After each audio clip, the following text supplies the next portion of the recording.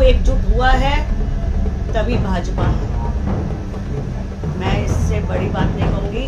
अगर आज चारों तरफ भगवा लहरा रहा है तो वो भगवा केवल और केवल हिंदू के एक होने से है। देखो, कोई भी किसी को ऐसे तो जेल में भेज नहीं सकता। जो इन्होंने किया था, अगर शराब नीति इन्होंने अप्लाई की, उसके बाद उसको वापस क्यों लिया?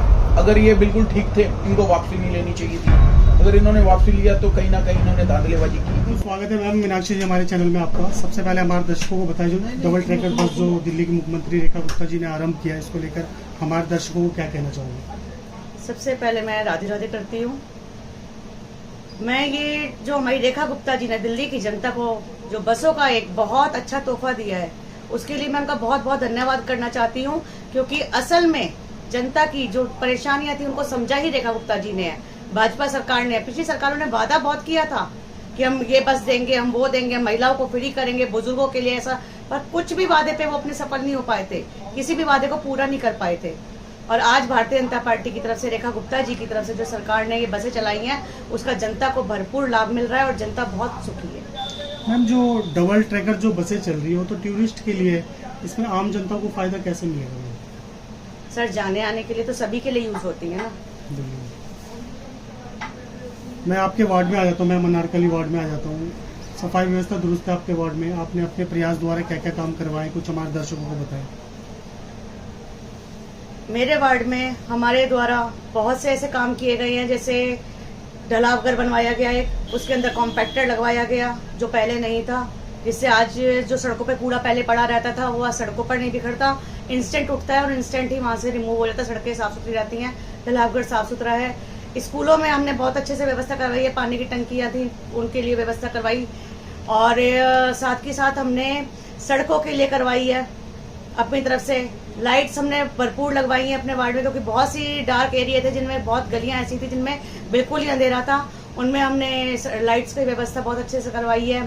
पार्क्स को हमने काफी रेनोवेट करवाया है, उनके अंदर सौंदर्यकरण करवाया है, और काफी सारे ऐसे काम हैं जो हम छोटे छोटे स्तर पर करते जा रहे हैं। क्योंकि पैचिंग का काम मैं कहूंगी कि सबसे अच्छे स्तर पर चल रहा है, क्योंकि सड़क में जब रोड कटिंग हो जाती है, पब्लिक जो रोड कटिंग कर देती है, पूरी सड़क बहुत अच्छी बनी है, पर रोड कटिंग हो जाती है, सीवर की लाइन ली, पानी की लाइन ली, उसके बाद वो सड़क बदहाल हो जाती है। हम उसको इंस्टेंट पैचिंग करवाते हैं जिससे कि उस सड़क की सुधार में गति रहे।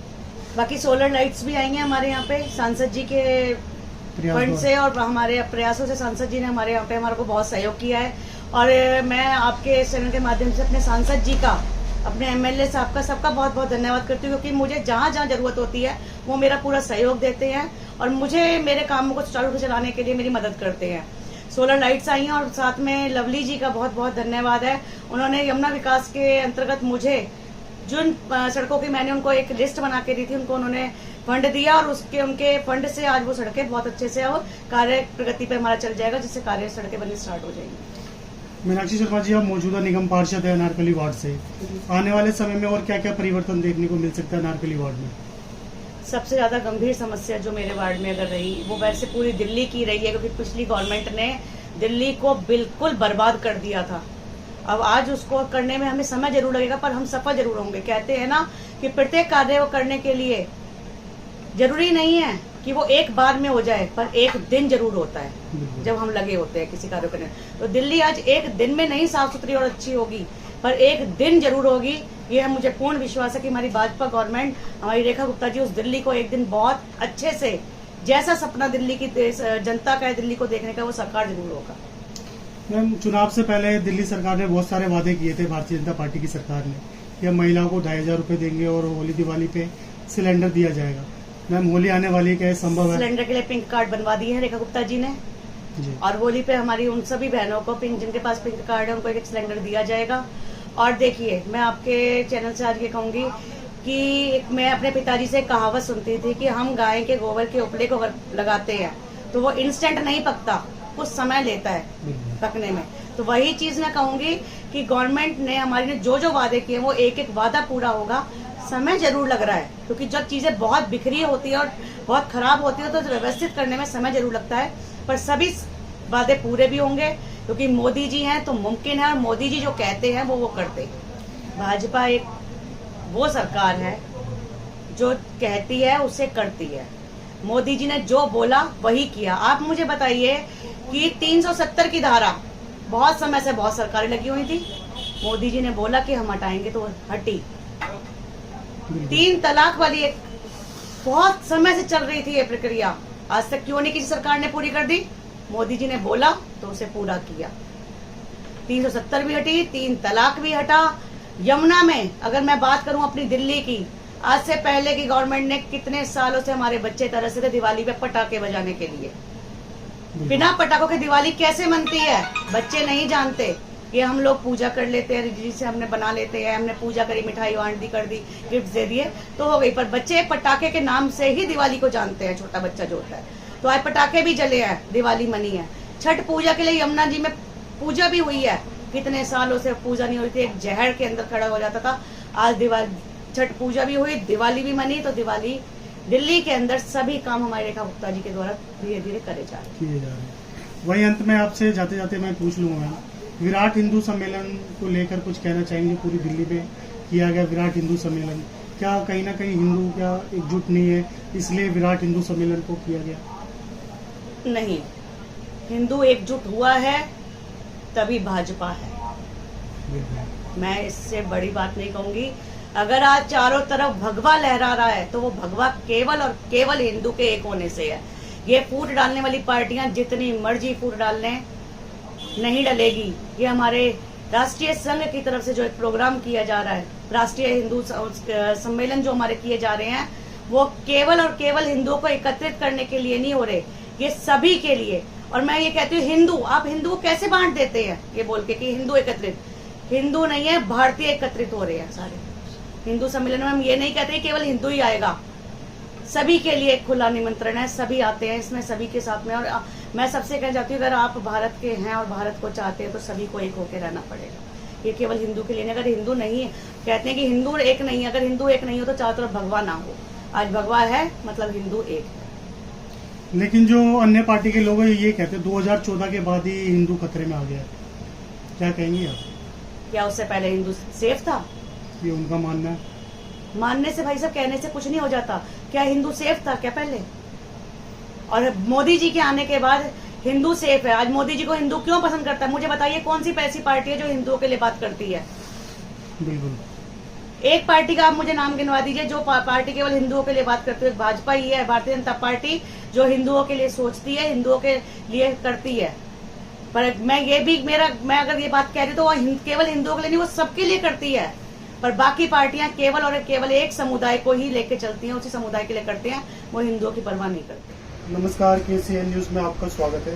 आज हम कृष्णनगर विधानसभा से भारतीय जनता पार्टी के लोकप्रिय समाज सेवी व नेता दीपक सुरवंशी क्षेत्रीय मुद्दों पर सीट करते हैं। सुरवंश जी, बहुत बहुत स्वागत है हमारे चैनल में सर आपका। जय श्री राम। सबसे पहले हमारे दर्शकों को बताएं सर, विराट हिंदू सम्मेलन को लेकर आपकी क्या राय है? ये विराट हिंदू सम्मेलन ये जो हमारे संघ के माध्यम से किया गया है, इसमें लोकल जो हिंदू समाज के लोग हैं उनको एकत्रित कर कर एक जागरूक किया गया और सब सनातन धर्म को आगे बढ़ाने के लिए ये कार्य किया गया।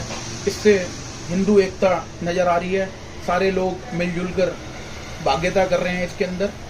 इसमें बहुत अच्छा रिस्पॉन्स मिला, देखने को मिला कि इसमें कोई पार्टीबाजी का विषय नहीं रहा।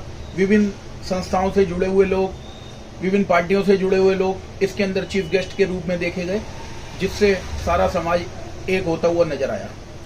सर, आपके अनारकली वार्ड में की बात कर ली जाए तो यहाँ पे भी आए? हाँ, यहाँ पर भी यही प्रोग्राम चलता रहा। कई लोग जैसे पहले कांग्रेस के अंदर कोई पद पे थे, उनको भी मैंने उसके अंदर अध्यक्ष के रूप में देखा, किसी को वहाँ सचिव के रूप में देखा, किसी को कोषाध्यक्ष के रूप में देखा। ऐसा हिंदू को एक करने वाला प्रोग्राम जीवन में मैंने पहली बार ऐसा देखा है और ये संघ के माध्यम से हुआ है। इसके लिए संघ का बहुत बहुत धन्यवाद और बहुत बहुत आभार। यहाँ मौजूदा जो यहाँ की निगम पार्षद है मीनाक्षी शर्मा जी, वो भी उपलब्ध रही इस समारोह में? हाँ, उन्होंने जगह जगह जाकर इसमें अपनी सहभागिता दिखाई और क्षेत्र में सारे समाज को एकजुट होकर चलने के लिए उन्होंने कहा और यही सबसे आग्रह किया कि सब एकजुट होकर चलें और सब साथ में मिलकर चलें, सनातन को आगे बढ़ाएं। सर, आप मार्केट एसोसिएशन के प्रधान भी है सर, आपसे जानने की इस मार्केट में मेजर समस्या फिलहाल क्या क्या बनी है और जो मौजूदा निगम पार्षद है शर्मा जी, मीनाक्षी शर्मा जी, उनका कैसा काम है सर? यहाँ पर वो देखने को मिल रहा है कि समय समय पे वो क्षेत्र का दौरा कर रहे हैं और हमारे सोम बाजार मार्केट एसोसिएशन के अंतर्गत कोई भी एक ऐसा टॉयलेट नहीं है जिसमें यहाँ की महिलाएं जा सकें, यहाँ के दुकानदार भाई जा सकें। इसके निमित्त हम बहन मीनाक्षी शर्मा जी से अनुरोध करेंगे कि कोई ऐसी व्यवस्था करवाई जाए, कोई ऐसा शौचालय बनाया जाए। और दूसरा, एक हमारे नाले को लेकर समस्या है, नाला थोड़ा सा दिक्कत विकट परिस्थिति में है, वो जाम रहता है। उसके लिए उनसे अनुरोध किया था कि इसकी सफाई करवाई जाए। उन्होंने शक्कर मशीन मंगवाने का आश्वासन दिया कि आजकल में वो मंगवा के उसकी साफ सफाई करवा देंगे। इसके अलावा और क्या विकास और क्या क्या डेवलप हुए हैं मैडम के माध्यम से? क्षेत्र में सारी सड़कें नई बन रही हैं और इसका काम सुचारू रूप से चल रहा है। सोम बाजार बलदेव पार्क के बीच में मेहंदी चौक से जो सोम बाजार बलदेव पार्क की तरफ सड़क जा रही है वो काफी समय से बनी नहीं थी। अब उसका काम मैडम ने सुचारू रूप से हमारे लोकप्रिय विधायक डॉक्टर अनिल गोयल जी द्वारा ये काम करवाया जा रहा है। क्षेत्र की सारी समस्याएं दूर हो रही हैं, सारी सड़कें नई बन रही हैं। जो 12 साल में सारे काम रुके हुए थे, अब ट्रिपल इंजन की सरकार आई है तो ये सारे काम रेगुलर चल रहे हैं। वहीं दिल्ली की पूर्व सीएम की बात कर ले अरविंद केजरीवाल जी को सर, तो उन्हें उच्च न्यायालय द्वारा वो क्लीन चिट मिला है, उसको लेकर भाजपा की अपनी पर्सनल क्या राय है सर? देखो, उसके अंदर शराब नीति को लेकर उन्होंने जो उनके बीच में जो मीडिएटर थे उनकी 6% से बढ़ाकर 12% कमीशन कर दी थी। और इसके अंदर जब उनके ऊपर दिक्कत आई, उन्होंने अपने सारे फोन तोड़ दिए, सारी सिम विम चेंज कर दी, सारा सिस्टम, सारे सबूत मिटा दिए। उसके कारण कोर्ट ने यही आदेश दिया कि हाँ भाई, पूरे सबूत ना मिलने के चक्कर में इनको क्लीन चिट दी गई है। ये हम पब्लिक तो नहीं मानती कि इनको क्लीन चिट मिली हुई है, और ये रोकर एक नौटंकी कर दिखा रहे हैं दुनिया को। उस नौटंकी के अंदर एक दिखावा हो रहा है, ना ही कोई आंसू है ना कोई कुछ है, सिर्फ एक धांधलेबाजी है। परंतु वो तो ये कह रहे हैं कि भाजपा ने मुझे फंसवाया, भाजपा की गलत नीतियों की वजह से मैं जेल के अंदर बंद हुआ हूँ। क्या कहेंगे इस पर? देखो, कोई भी किसी को ऐसे तो जेल में भेज नहीं सकता। जो इन्होंने किया था, अगर शराब नीति इन्होंने अप्लाई की, उसके बाद उसको वापस क्यों लिया? अगर ये बिल्कुल ठीक थे, इनको वापसी नहीं लेनी चाहिए थी। अगर इन्होंने वापसी लिया तो कहीं ना कहीं इन्होंने धांधलेबाजी की थी। जिस तरह से सर उन्हें कह रहे हैं वो क्लीन चिट मिला है, क्या लगता है दिल्ली में कुछ वोट परसेंट पे असर पड़ेगा भाजपा में? देखो, भाजपा को कोई इफेक्ट नहीं पड़ेगा। भाजपा एक सुचारू रूप से काम कर रही है। मोदी जी की सरकार है, रेखा गुप्ता जी की सरकार है। ये धरातल पे उतरकर सारे कार्यकर्ताओं को साथ लेके, सारे समाज को साथ में लेकर और जनता के बीच में है। जो प्रोग्राम अब होली मिलन के प्रोग्राम है, आज तक नहीं देखे कि गवर्नमेंट ऐसे काम करवा रही है। लेकिन जगह जगह पर रेखा गुप्ता जी खुद जाकर और हमारे विधायक डॉक्टर अनिल गोयल जी जगह जगह जाकर रोज उद्घाटन कर रहे हैं। आज तक मैंने नहीं देखा था कि रेगुलर कोई 30-40 सड़कें इकट्ठी बन रही हों। अब जहां भी जाते हैं वो सड़क बन रही होती है, जिस रास्ते से जाते हैं वो सड़क टूट रही होती है, उस पर काम चल रहा होता है। ऐसा काम मैंने जीवन में पहली बार देखा है। कुछ और हमारे दर्शकों को साझा करेंगे सर? मैं इतना कहूंगा कि जो यहाँ की पब्लिक ने चुनकर ये बीजेपी को सपोर्ट किया, उसके लिए बहुत बहुत धन्यवाद। ऐसी सरकार हमें चाहिए थी, जो राम राज्य लाने वाली सरकार हो। वो आज लगता है कि राम राज्य आ चुका है। बहुत बहुत धन्यवाद सर आपका, दीपक जी, आपने समय निकाला। जय श्री राम। शुक्रिया, धन्यवाद सर।